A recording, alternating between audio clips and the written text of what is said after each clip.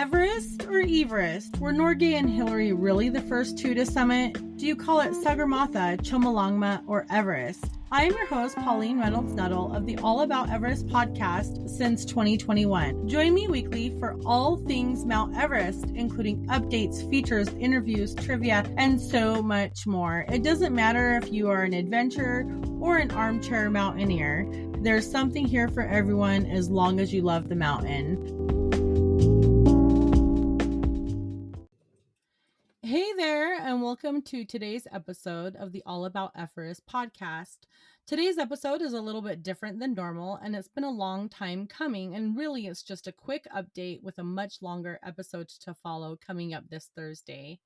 I am 2 months late with this episode, so I just wanted to go into some details of why I have been missing, some quick facts about the spring 2024 Everest climbing season that has just come to a close, a brief synopsis of my Spotify polls, and what the next episode will be about. As an outdoorsy person, I am always looking to up my outdoor game. I have two favorite products that I've discovered in the last couple of years, and they are kind of my go-to. The first one is the Nomadic Outdoor subscription box. It starts at $29.99, and they have monthly and quarterly plans. I have discovered cool outdoor brands by getting this box, and brands that I would never have purchased on my own, including introductions to gear that I didn't even know existed. It's a great way to get new affordable gear and discover new brands as well. Check out thenomadic.com. That's thenomadic with a K.com. My other favorite product is through mymedic.com. I used to have a hard time finding the perfect first aid kit for home, the great outdoors, the car, and my short-term rental. But with MyMedic, I have found the perfect first aid kit for each of my needs and endeavors. My favorite go-to is the MyMedic Hiker Medic Kit that we use for camping, backpacking, hiking, and off-roading. You can also restock the stuff that you've used through MyMedic as well. Both links are affiliate links, and I may earn a small commission from them if you click on the links that are included in the show description. So my last episode was on March 31st, and I have not recorded since. I actually have half an episode recorded and a couple interviews. However, I just needed to step back for a little bit. The situation in the Middle East and Israel is really gut-wrenching and difficult. And yet I do not believe that it should elicit hate for any ethnic group, religious group, or nationality. And for me personally, it has ripped out my heart because I am close to that situation. It really weighs on me very heavily. And as someone who struggles with depression at times, it has made me so angry and sad. So I had to take a break from everything. Thank you to those who have reached out, especially Cindy from Leominster, Massachusetts. I hope I said that right.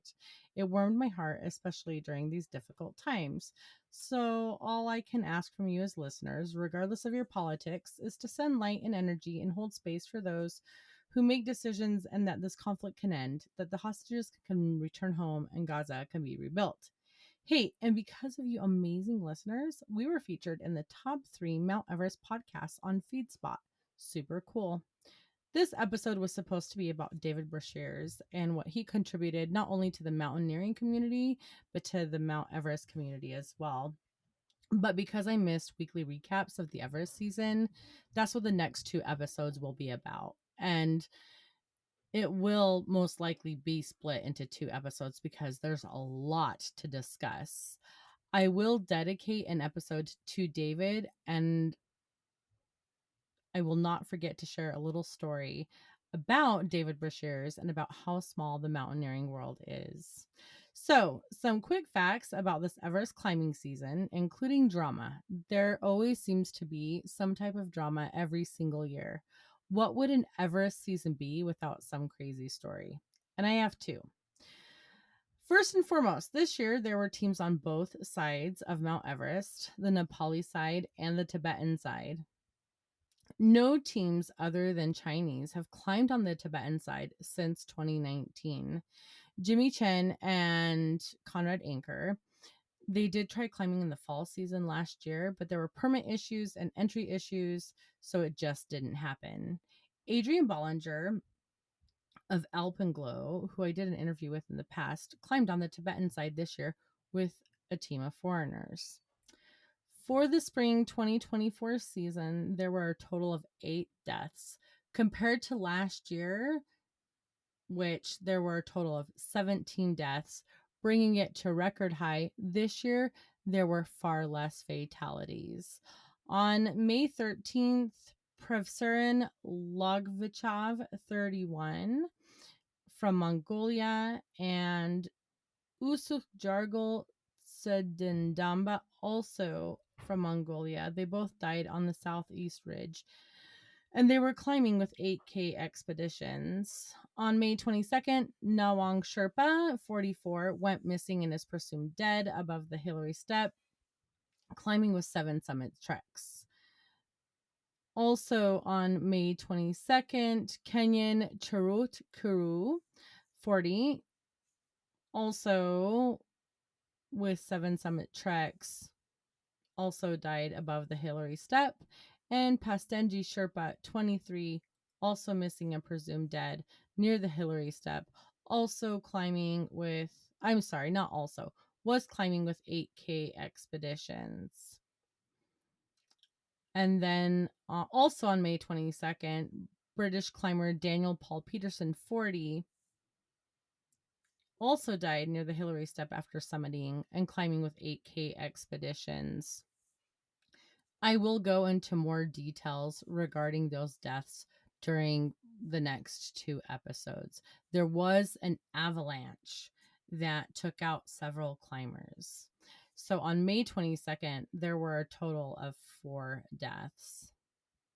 On May 23rd, Nepali, and he was not a Sherpa, Binod Babu Bastakoti, 37.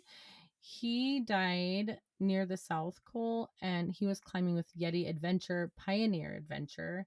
And then on May 28th, Indian Banchi Lal, 46. He died in Kathmandu. He had been evacuated a couple days earlier from Everest with altitude sickness, and he was climbing with 8K expeditions. So one of the big things this year is that those who are covering the Everest climbing season, and this is a huge difference, they're being more open than ever about the reasons that people are dying and which companies they were climbing with. It didn't used to be that way. It used to be shrouded in this mysterious, oh, this person died, but they didn't really talk about how it happened, where it happened, and which company it happened with.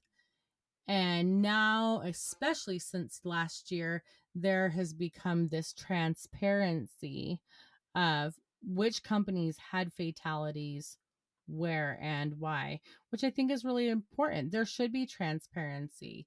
There shouldn't be these companies that say we have 100% success rate, and yet they really don't. And how many of them, many of them are, right? But how many of them are upfront about what deaths that they have had with their teams? Last year, there were companies that just abandoned their clients and just left them there to die. And when you are picking who you're going to climb with on Mount Everest, you should have those statistics. They should be readily available. And many companies need to be a little bit more forthcoming and honest about some of the situations that they've encountered. It's so important that you know who you're climbing with. I can't even stress it because I am one of those people, call me crazy, and people have called me crazy. Read the comments because there are people who totally disagree with me. But I believe that the majority of the deaths on Mount Everest, and even in mountaineering in general, it really depends on who you climb with. And if you choose the wrong company for you, the chances of a fatality are so much more higher. And really, it is the company's, what's the word for it? It is their obligation to keep you safe and to make those decisions that will keep you alive. That's all there is to it. The number one way to prevent deaths on Mount Everest is for the companies to make the right decisions from the get-go. There were a lot of firsts and more records this year. I'm really just going to go into the top two records. Cami Rita Sherba, who I interviewed last year, made his 20th and his 30th summit this year, keeping his record as having the most overall summits of Mount Everest. And Kenton Cool from the UK, at the age of 50, he's actually turning 51 this year, made his 18th summit, keeping his record as the Westerner with the most summits. His podcast, Cool Conversations, if you haven't heard about it, it's really good. And I totally encourage you to listen to it, especially if you love listening to stuff about Mount Everest and mountaineering in general. All right, the two big drama moments of 2024. The new sign for EBC has fallen down. I talked about it last episode, I think it was, but they had put up this huge sign in front of the rock on the way to Everest Base Camp. You know, that big rock that has all the graffiti and it had the altitude and everything on it. Well, it got hidden behind this huge sign that had Tenzing Norgay and Sir Edmund Hillary on it. And so many people, like, it just kind of exploded all over social media. There were those who hated it, there were those who loved it. People thought it was destroying like this landmark that had been created by humans, like all the graffiti. And then there were those who were like, hey, it looks way better than all of the graffiti on the huge rock. Well, towards the end of the season, somehow it fell down. Either it naturally fell down because there are earthquakes in that area, or someone took it down. I don't think we will ever know. And then the next huge drama moment was the claim from Nimsday, also known as Nirmal Persia, from Elite Exped. And there's a little bit of controversy there because he claims when his team went to summit the mountain towards the end of the season, all of the ropes were cut. But there are teams that summited after him who said they weren't.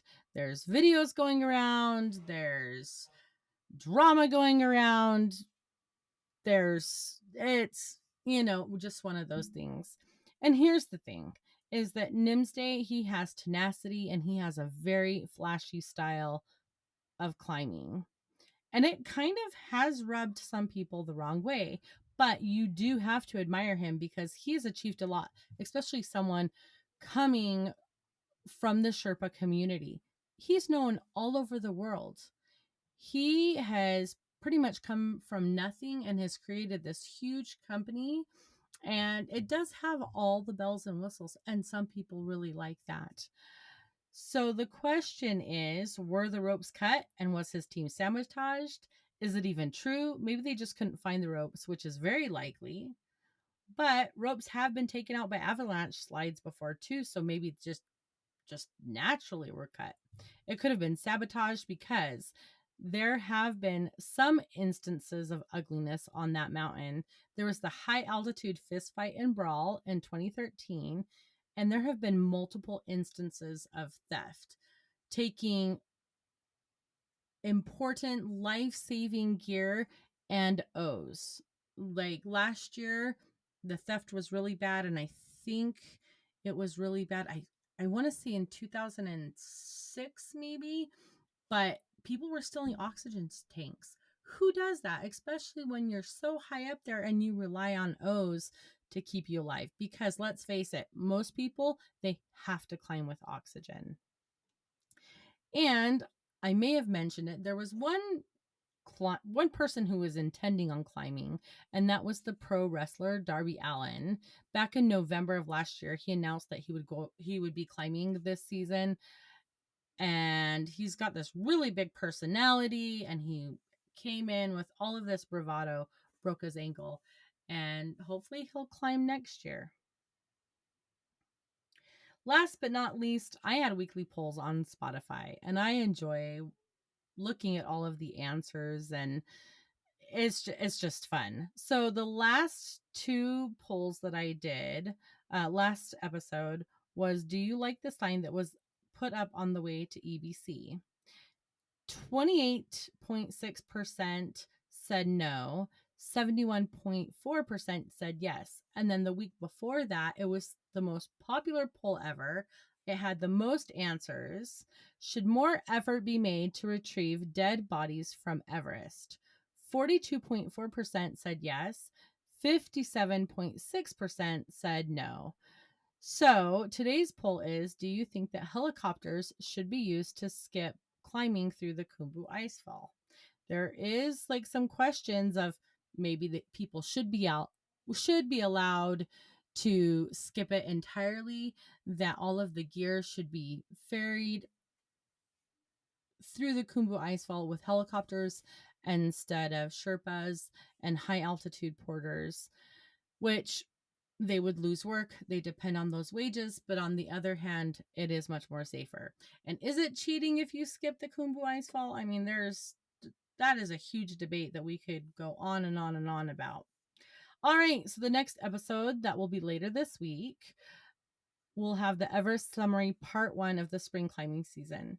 Feel free to reach out to me. I love hearing from all of you. And until next time, climb your own climb.